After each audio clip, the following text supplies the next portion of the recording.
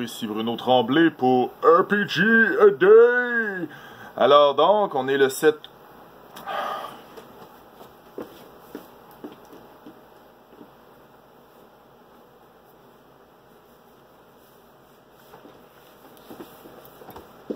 Alors, on est le 7 août 2018.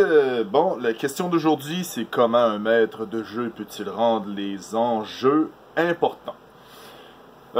Ça aussi, je vais y aller dans du vécu. Si, dans une partie de jeu de rôle,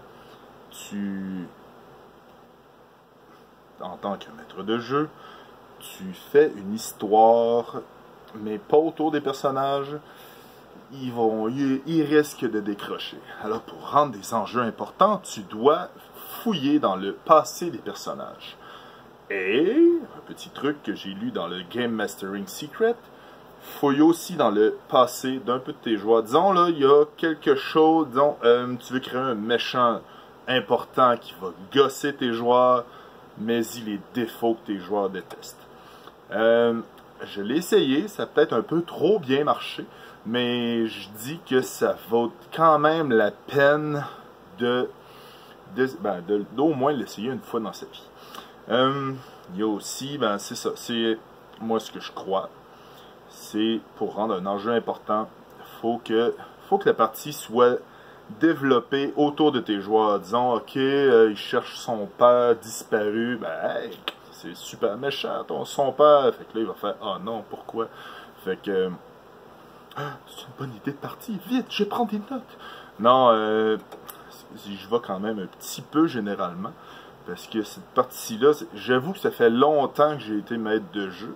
Peut-être un 2 ans. J'ai fait une petite partie récemment, mais c'était pas une grosse partie, c'était un one-shot qu'il faut quand même que je retravaille encore.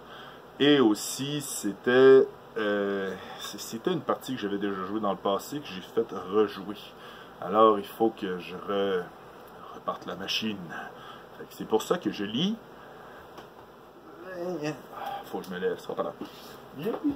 J'ai pas les bras assez longs. Je lis Masque. Alors, je pense que ça va être quand même intéressant. Des enjeux importants, c'est créer les joueurs, créer tout, créer pour les joueurs. C'est ça qui est important. Parce qu'un maître de jeu, comme Radburger l'a si bien dit, un maître de jeu, c'est seulement le décor, c'est pas le personnage principal. Si ça devient le personnage principal, puis tu fais des monologues tout seul, à avoir deux personnages qui se parlent entre eux autres, c'est plate pour les joueurs parce que tu parles tout seul.